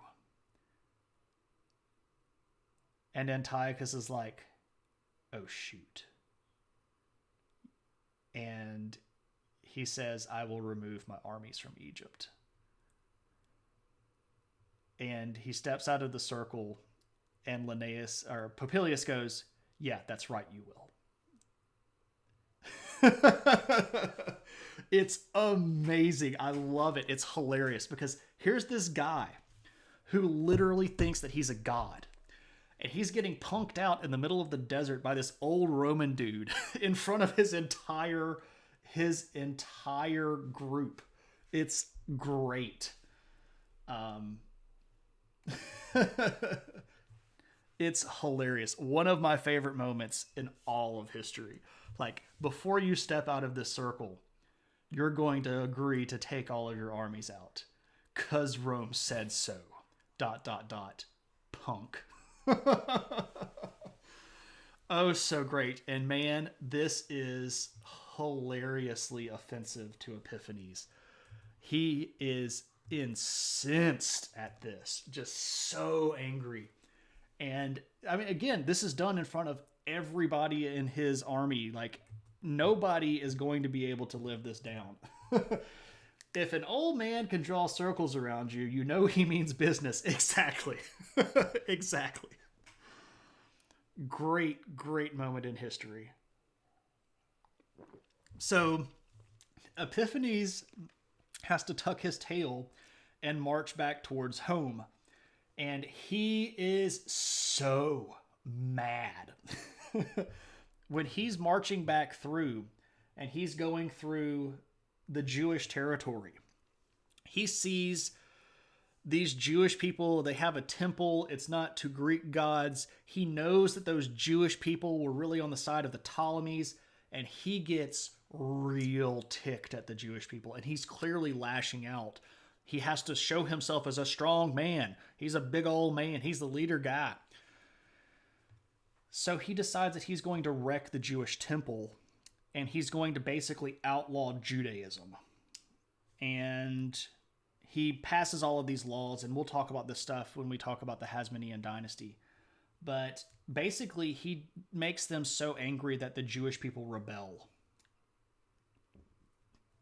So how about that? We don't like you, and we're quitting. So the Jewish people rebel. Yeah. And so now he's lost this region to a rebellion.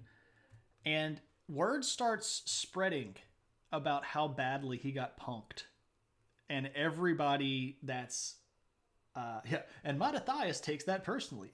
They should draw circles around him, right? He's offended by circles.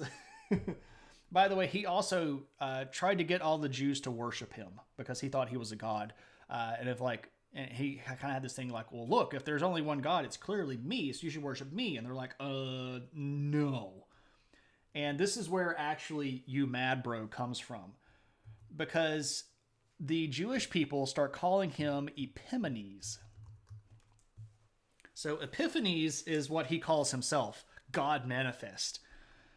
And they start calling him Epimanes, which is a pun, which I greatly appreciate. Ancient puns are even better. Epimanes means madman, which is where "you mad bro" comes from. Oh, such great history puns. I love them. So good old Antiochus Epimanes, Antiochus the madman. And they mean crazy mad, not like angry mad. Because like they weren't going to worship him. You think draws a circle around Epiphanes and draws a line that grazes the circle without entering it. So, though he was plenty angry too. Yeah, he was. He was really mad. Around this time, all of the stuff starts falling around him. It's kind of coming down around his ears. The Jewish people rebel. Parthia decides that this is their moment to actually fully declare themselves utterly independent and start expanding. Armenia declares itself independent and starts expanding. And Antiochus can't do anything about it. and he ends up dying from. He gets some sort of disease, and we don't know exactly what it is, but he gets some sort of disease and dies about 164. And there he goes. Oh, I didn't even show you all of these people. I have all these pictures, and I haven't even showed you the pictures. I got so excited about telling the story. Okay, so this guy is Seleucus IV. And I know we didn't talk about him very much, but so this guy is the one that took over after Antiochus III. He's the one that's trying to basically pay off the Romans and can't, so he taxes the devil out of the people and still can't pay them off. So that's Seleucus IV. This guy is Antiochus Epiphanes. Yeah, and he's even got kind of like the angry brow ridge thing going right here. A pox that results in rings of rosacea. Maybe he got the plague and he got defeated by ring around the rosy. Defeated by a child's nursery rhyme. But for real, the plague is pretty bad stuff. You don't want to get it. I mean, I guess if you get it today, you can just go get antibiotics and you'll be fine. But in the ancient world, that stuff is a mess. So this is Epiphanes. And if we look at this old map right here, I have all of these pictures that I forgot to show you. Basically, when we start over at the beginning of 75, this is pretty much what the map looked like. You have the Ptolemies down here. Antiochus is going to try to invade down this way. Rome has expanded. We'll be talking about Rome's expansion a little bit more a couple of streams from now. So this is all that Antiochus IV had left, by the way, of that big old map that I showed you a few pictures ago. So from all of that, he's basically only got like this little chunk right here. So things are falling apart for him. But things are not as bad as they will be, because it gets worse for the Seleucids. And we're not going to completely collapse them tonight. We're going to save that for a little bit later. But I do want to talk to you about basically the next 10 Seleucid emperors. And we're going to cover these in a chunk because I can describe all of them roughly the same way. So the next 10 emperors from 163 to 125, there are 10 of them. First off, right off the bat, Rome declares that the Seleucids had broken the Treaty of Apamea because the guy after Antiochus IV, who's Antiochus V, has an army that has elephants in it. So Rome declares that they've broken the treaty. And this means Rome's going to come get them. And Rome starts taking their land. So Romans start taking land. On the other side, 10 emperors in 45 years. Yeah. There you go. We're getting to that.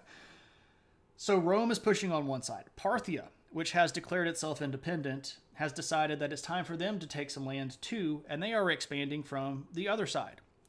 The Jewish rebellion, still going on. They can't do anything about that.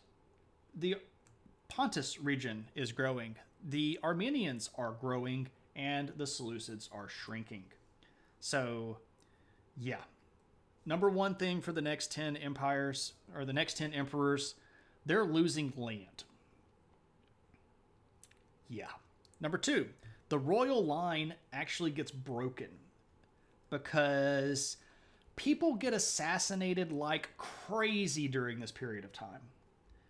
The average rule of these emperors is about 5 years.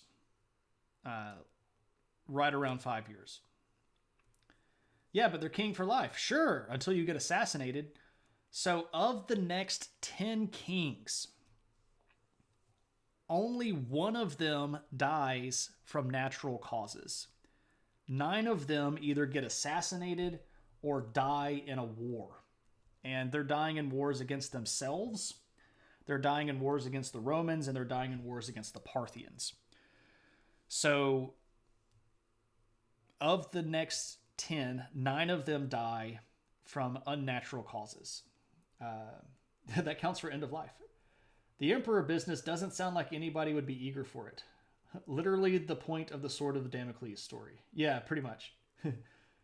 Good thing that's not like the US. We don't like you, so we'll have to kill you. So here's the thing. One of them does die of natural causes. And this is another kind of horrible, but I can't help but share its story. The one of those 10 that dies from natural causes is a guy named Diodorus Tryphon. Diodorus Tryphon. This is the one of the next 10 that dies from natural causes. And that natural cause is, and I'm not joking, a tidal wave. He is marching with his army down a beach, and a giant tidal wave hits the shore and washes him out to sea. That's the one of the next 10 that dies of natural causes.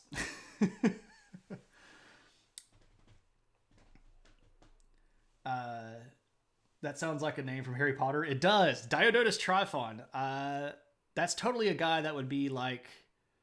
He'd be a weaselly little... I don't know, like a really greasy and underhanded Gryffindor. You were going to guess syphilis, but that's better.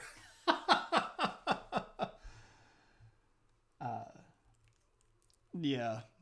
So they're losing land.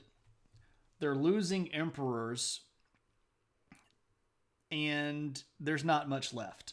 So by the time we get to about 125, all that's left... Big Tuna Neil. Tuna, many thanks, man. Thank you so very much for that dono.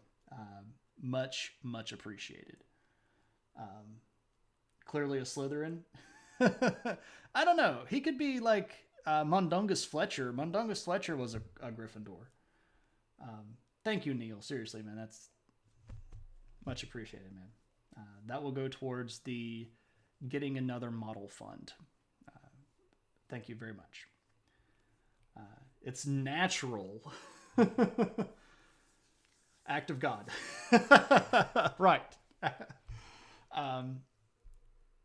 So let me show you this image. This kind of like last little bit. This is it. Of that once grand kingdom. That's it. Kind of sad, yeah?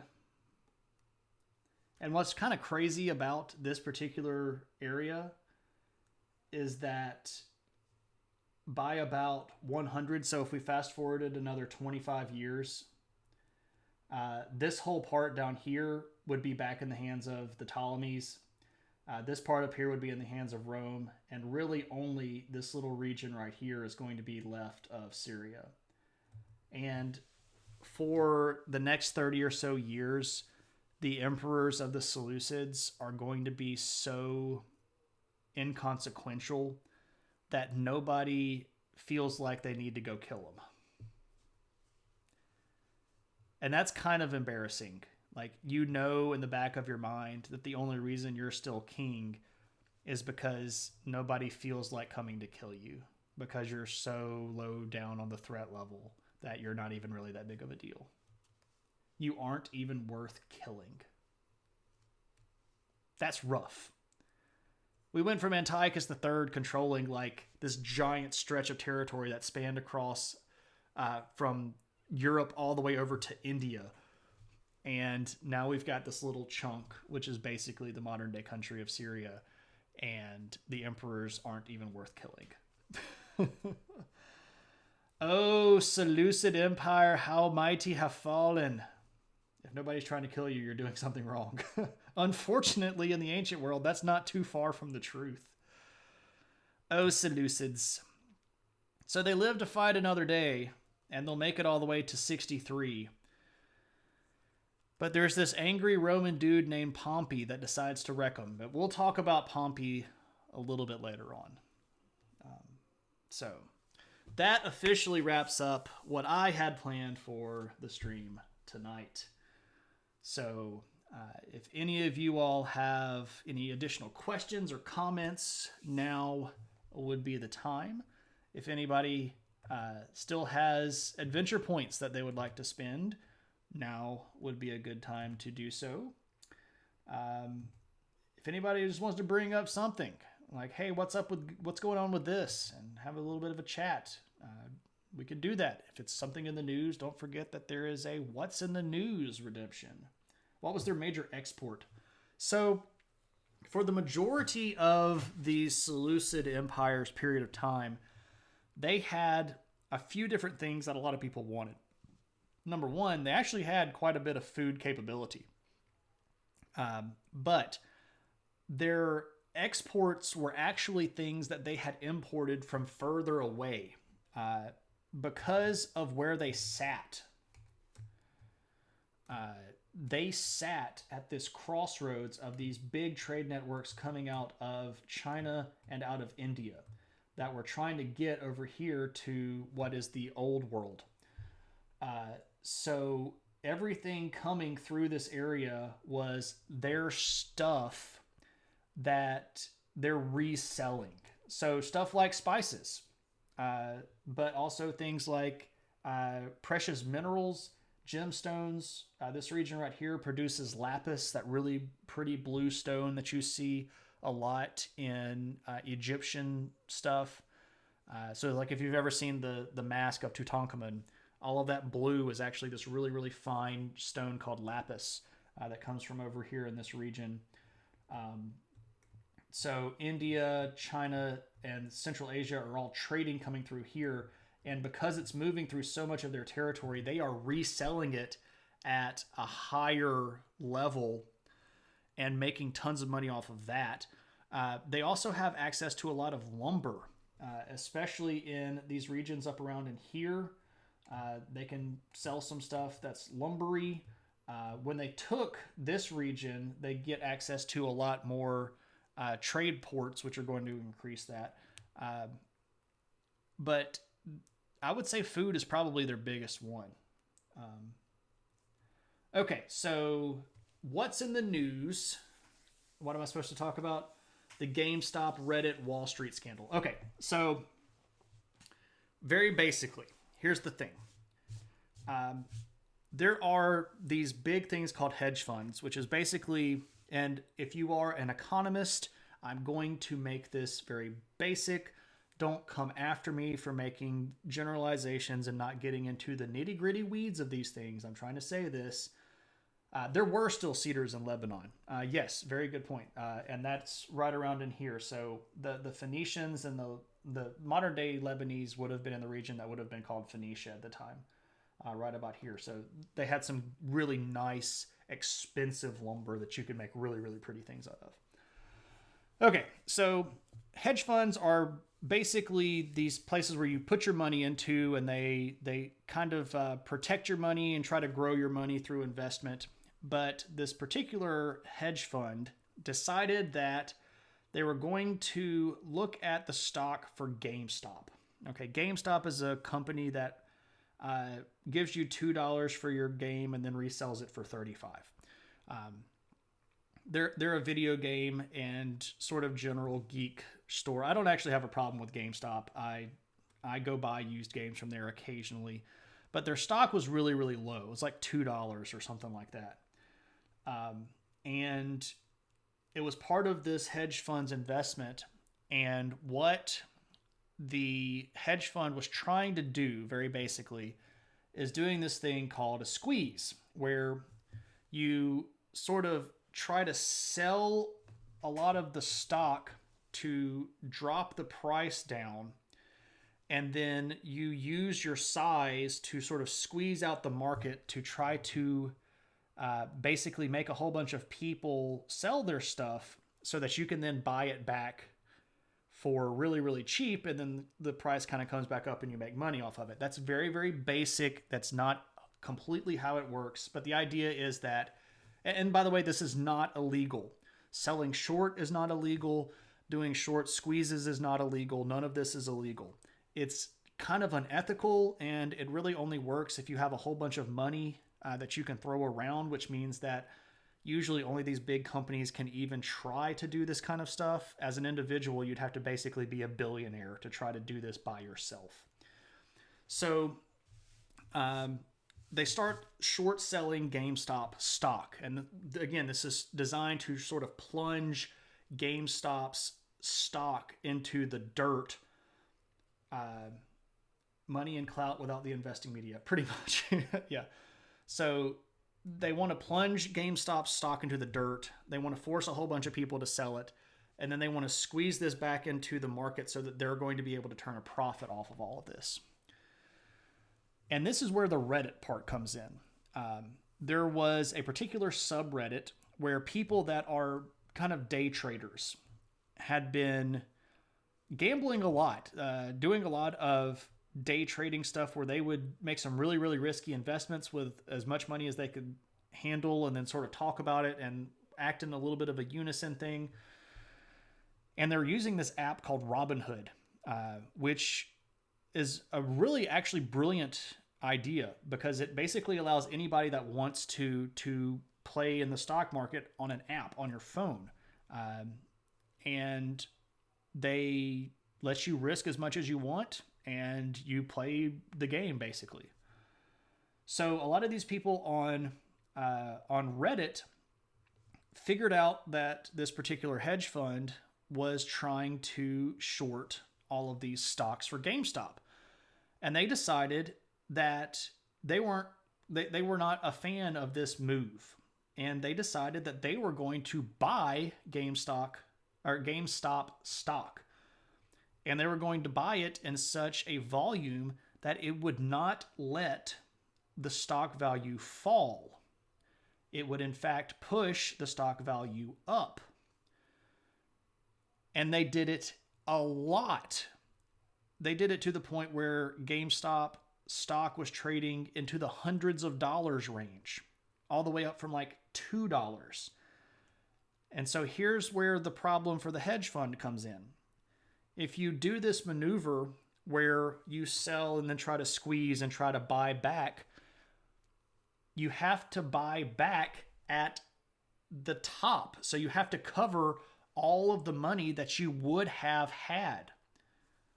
So for every dollar that stock went up when they were hoping it would go down is a dollar that's coming out of that hedge fund because they have to pay people to cover the losses.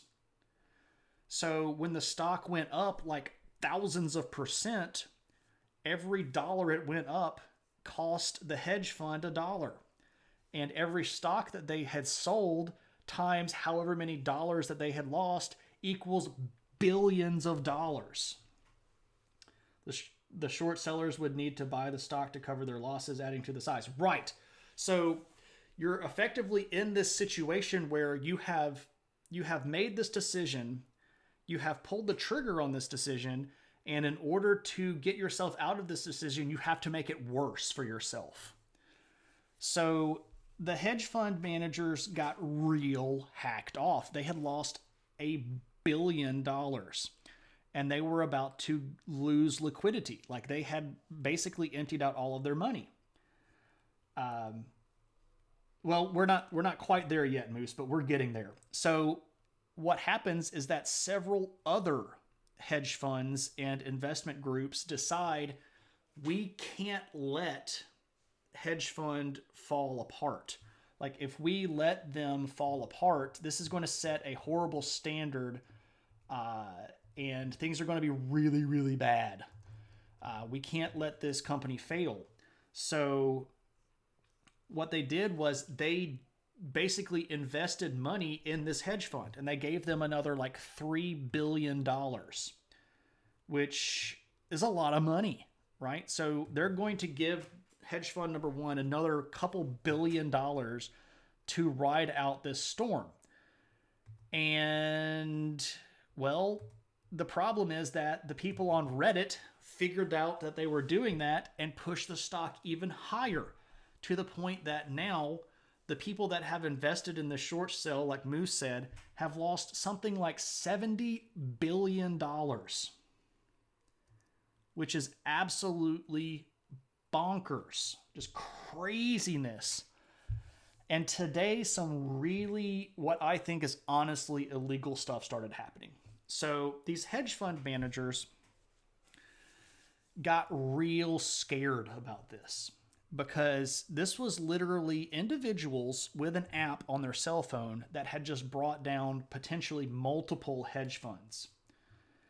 And these hedge fund managers started yelling at Congress, like, you've got to stop them from doing this. And Congress is like, for what? They're doing it perfectly legally. You can't stop people from buying a stock if it's publicly traded. That's the whole point of things being publicly traded, right? So then they started leaning on Robinhood, the app. The app. So Robinhood app decided that it was no longer going to let people buy GameStop stock because this had started to spread to stock for AMC movie cinemas and American Airlines, other companies that had not been doing so great because of the pandemic that other people were trying to short. Now people on Robinhood were expanding and they were figuring out that they could do this sort of vindictively. How dare non-rich people make money at our cost? That's our gig. Tuna, hard agree. The stock of GameStop got all the way up to something like $500 a share, which multiplied by all of the numbers that the people over in the hedge fund managers would had to cover would have been way more money than they had on hand. Yes, Mac, I agree with what you're saying, and I was actually getting towards that because I was getting to the legal doesn't mean ethical portion. So I'll read this from Mac because I know where he was at.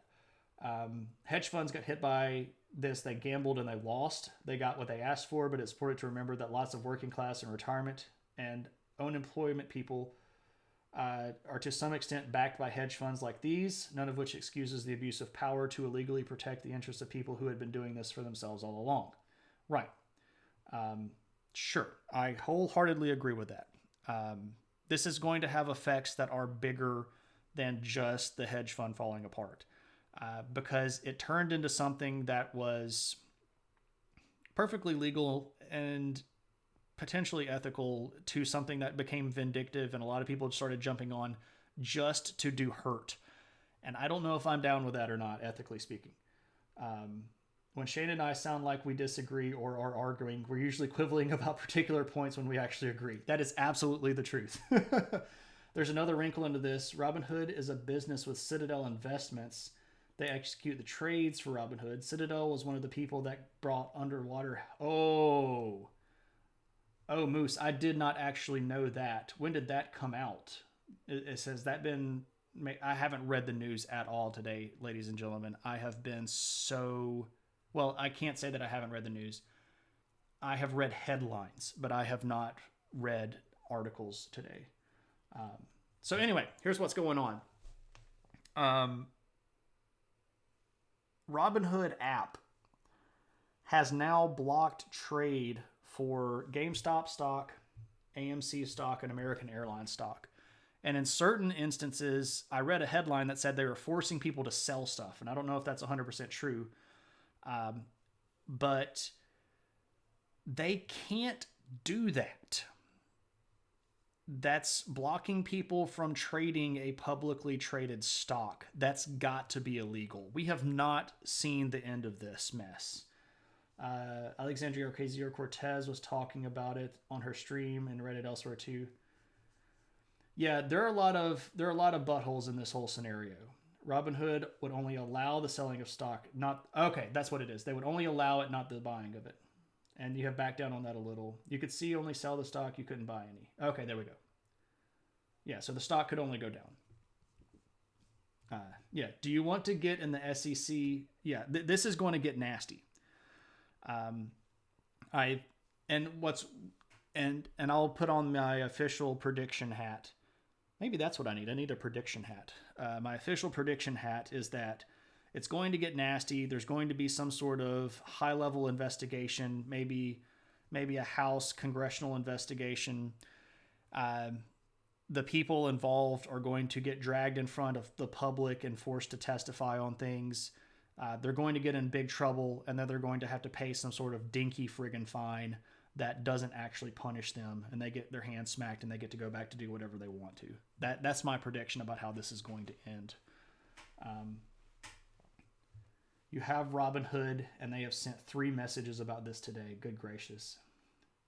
Yeah, Fid, it's economics on this level get messy. And that's why I started off the conversation with sort of the general disclaimer. It's actually, and I know that this is going to sound a lot like I'm being a butthole. It's a lot more complicated than I made it seem. I'm sort of hitting this stuff in very broad strokes. If only there were some way for rich people to buy congressmen. Yeah. Is it illegal though? No, it's not. Okay, so the short sell is not illegal. The short squeeze is not illegal. Buying stuff on Robinhood is not illegal. People talking about stuff on Reddit is not illegal. Robinhood shutting down the trade of a stock, I think that's illegal. A wizard hat, School of Divination. I'll take it. I'll take it, Moose. Yeah, Tuna, I'm right there with you. If there's only some way that these people could lobby Congress. Here's the crazy thing about it, though. Congress is actually sort of lit up about this right now. Some people on Reddit have successfully manipulated the stock market. Yeah, exactly, Vern. And I think that's one of the things that a lot of people have gotten really upset about, because the stock market, especially for the last couple of years, has been so far out of the average person's control. And it's been really out of touch with the average person to begin with. The stock market right now is higher than it's ever been, and the average person is not better off than they've ever been in comparison. So illegal, especially with a Citadel connection. Yes, that I did not know that, and that is some shady business, Moose. Shady business. Can't have poor people dictate the market. Puts head in sand. I recommend The Big Short. Yeah, pretty much that. Stock market meets crowdfunding. Yeah, pretty much that. Okay, so I have not forgotten that Vern also asked for a random history fact about art of some sort. So I don't know what I should... Art is such a broad topic. Random art history fact. I've already talked about the Vatican. Have I talked about the Vatican statues here on stream before? You're angry about Hitler's paintings? Yeah, I can talk about Hitler's paintings. Hitler was a fairly decent landscape artist and did a lot of portraits. Well, not a lot of portraits, mostly landscapes, and really wanted to get into art school in Vienna, which was one of the sort of cultural capitals of art at the time. You know, this is like Mozart, Vienna, but didn't get in. So there you go. You have been summoned, art, you say? Yeah. So there's a lot of them out there. I can't remember. I think that at one point it might have been either against the law or I can't remember exactly what it was, but I think that at one point the West Germans tried to crack down on selling Hitler's paintings at auction. I think it might be illegal still to sell one of Hitler's paintings at auction. I think you might have to just sell it private to private investor. Imagine if he had got into the Academy of Art. Yeah. You've been to the monastery where they hid all of the art from the... Yeah. That's one of the things that the Nazis did. when they were taking a lot of material from especially Jewish people, but also just other people that were political dissidents. They stole all of their stuff and they stole all their art. There have been several movies made about this. One of them is Monuments Men, which is not as serious as I thought it was going to be. It's actually sort of a half comedy. It's okay. It's not so bad. I don't know. It's in there.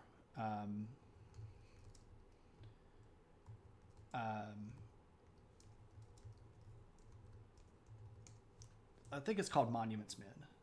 Anyway, one of the better movies about this stuff, a movie that Brittany and I watched a few years ago. It's called The Woman in Gold. Yes. Yes, Vern. The Woman in Gold. I absolutely endorse that movie. It's got Ryan Reynolds and Helen Mirren. Helen Mirren plays a Jewish woman who was run out of Germany during the pre-Holocaust phase, and her family owned the very famous painting, The Woman in Gold, which is, well, I think you all probably know what it looks like.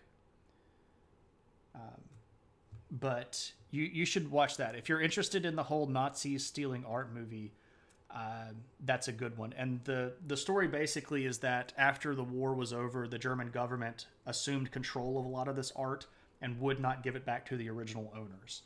So Helen Mirren plays a woman who's trying to sue German governments to get her family's paintings back.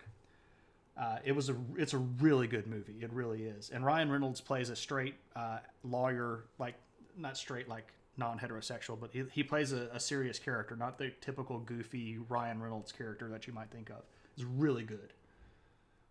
The Carabinieri have a special ops team to this day that their sole job is to retrieve stolen art. Yeah. So the Italians are very serious about their art too. Unfortunately, not every country gets their art back. Looking at you, people that stole all that stuff from the ancient world that won't give it back. Britain, France, Germany. So, yeah. Looking at you, Lord Elgin. Anyway. Alas. I could ramble on about that for quite some more time. I will choose not to do so. So, some of the art is still located in the salt mines around Europe. Yep. And some of it is lost, and we might not ever get it back. We don't know. Just Googles. In 2019, there was an auction of 5 paintings by Hitler. It was shut down for a forgery investigation and confiscated. Yeah. So that selling off Hitler stuff is a mess. And now you're even angrier. Well, Daria, we can leave on a good note. The good note is that here's a great art angle for you. So in the Brexit deal, so Britain left the European Union, one of the things that was put into the deal is a provision that makes it easier for countries inside Europe to get their art back from Britain. Especially Greece, because Greece has been feuding with Britain for decades to get some of the art that Britain stole back. And Britain had to agree to it. So we can look for potential future great news in that, where art gets returned to its origin and held by its original people. So there's good news for you, and we can end. Good gosh, 130,000 pounds. Holy moly, that's a lot of money. I don't know if I would want to. I mean, if I had that much money to spend, I don't know. I would not hang that in my house. I mean, I might buy it just to burn it and display the ashes, but I don't want a Hitler painting in my house. I don't think so. All right. That's like 1/4 as much as you made on GameStop. Some countries are not capable of preserving their artifacts. That's true. I think Greece is quite capable. I've been to Greece. I've seen the capabilities that they have. Um, it's a touchy subject, Tuna. You are correct. I would be, and I could give you one on both sides. I think Greece, yes, I think Greece should get back the Elgin marbles. I really do. These, by the way, are part of the scenes that would have gone around the Parthenon in Athens. Uh, Portions of those were brought back to Britain. Um, I would have some worry about artifacts being sent back to Syria right now. I really would. Um, I don't know if that means that they can't have them back. I would like to think that they would be protective of them, but there are factions within Syria for the last several years. Oh gosh, it's been a decade now. The civil war in Syria has been going on for a decade. Holy crap. Uh, there are some radical Islamic factions in Syria that made it their point to destroy ancient cities, like, and destroy ancient art, because they think that all of that stuff from pre-Muslim Syria is pagan and is evil. And we have lost entire ancient cities because of this. The city of Palmyra, one of the biggest ancient cities of the early AD period, was almost completely wrecked by ISIS. So I don't know if that means we shouldn't give it back to, yeah, and Iraq is there too. I mean, it's a tough decision. Um, I think people should have control of their own history, but I also think that history should be preserved. But I would not have a problem giving stuff back to Greece. They have an excellent museum system. The people there love their history. They take care of their history. They treasure their history. And I would not have a problem with that. And if Syria could take some steps and make some guarantees and maybe allow some assistance from the outside to ensure protection, I think we have to give them the benefit of the doubt to a certain extent. Yeah, that it's hard to say. Oh, goodness gracious. We're on a topic. I thought we were going to leave on a good note. Okay. Maybe I should call the puppy. Let's call the puppy. Let me call the puppy, and we'll get some puppy sugars, and that'll make us all happy.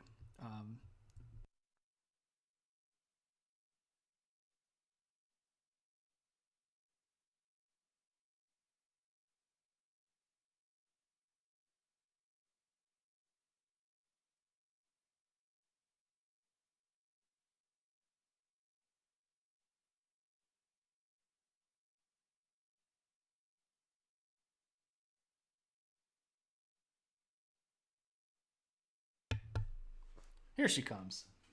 She was asleep, I think. Oh, yes. Come and see me. Come here. Come here. Oh, hello. Hey, Katie Poo. Give me some sugars. Oh, some sugars. Oh, yes. Oh, my goodness. Oh, she's got her sweater on. Oh, because it's cold. Oh, she's so cold. Oh, she wants the chicken so bad. I'm being mean and not giving her the chicken. Give me some sugars. You just want the chicken. Just want the chicken. Oh, my goodness. There's a puppy. Oh, yes. It's a puppy. Hello. Hello. Hello. Oh, so wholesome. Wholesome content. Oh, yes. There we go. Hello. Okay, so there we go. There's you can't not be happy now, right? That's the puppy. You can't not be happy. The squirrel's still around. She's pulled all the stuffing out of the head of the squirrel and destroyed the squeaker, but it's still around. It's still in one piece, more or less. She's lost it though. It's somewhere under something, like maybe under the couch or something like that. I don't know exactly where it is. All right. There we go. The puppies. We got the Athenas. We've got the Hagrids. All right. So let's go do a raid. Let's go do a raid, and we will wrap ourselves up for the night. Thank you all so much for hanging out. I feel like this was a really good episode. I liked this material already, so I wasn't really worried about the material being kind of dry. Sometimes I worry that sometimes I worry that people aren't going to connect with the stuff. Yeah, Cryo's on. We rated Cryo just a couple of streams ago, though, so I trying to spread the love around. I think we're going to go raid Daniel Landerman. We have not raided Daniel in a long time. So we're going to go raid Daniel Landerman. Daniel is an oil painter. He's a really good dude, great guy, really cool person, very wise in the ways of the painting, can sort of go on about the technique and the types of paint and how to accomplish certain things. He's really good. I like Daniel a lot. So we're going to go raid Daniel. Thank you all again for hanging out. I've really enjoyed it. Remember, our next stream is Saturday, 1400 Central Standard Time. We're going to be doing History of Middle-earth Part 2, brought to you by you. Next stream after that is a viewer request stream. That's next Tuesday at 1900 CST. We'll be talking about mythology from the islands of Japan and talking about Japanese stuff, but also the Ainu mythology, which is sort of the original native people there. And then next Thursday, we are covering the Parthians, those people that keep coming up in the background. We're going to cover them from their beginnings to their height. So that's Thursday's Adventures in History stream. And we'll talk about some Tanuki and some Kitsune and some Kappa and all that fun stuff. So good times. All right, we're going to hit this button. We're going to start this raid. Our battle cry is adventure and lots of exclamation points. If you have the old adventure hat, make sure that you throw all of those in the chat. Daniel's a great guy. Give him a follow if you would. I appreciate it. He would appreciate it too. Thank you all so much for hanging out, and I will see you the next time. Take it easy.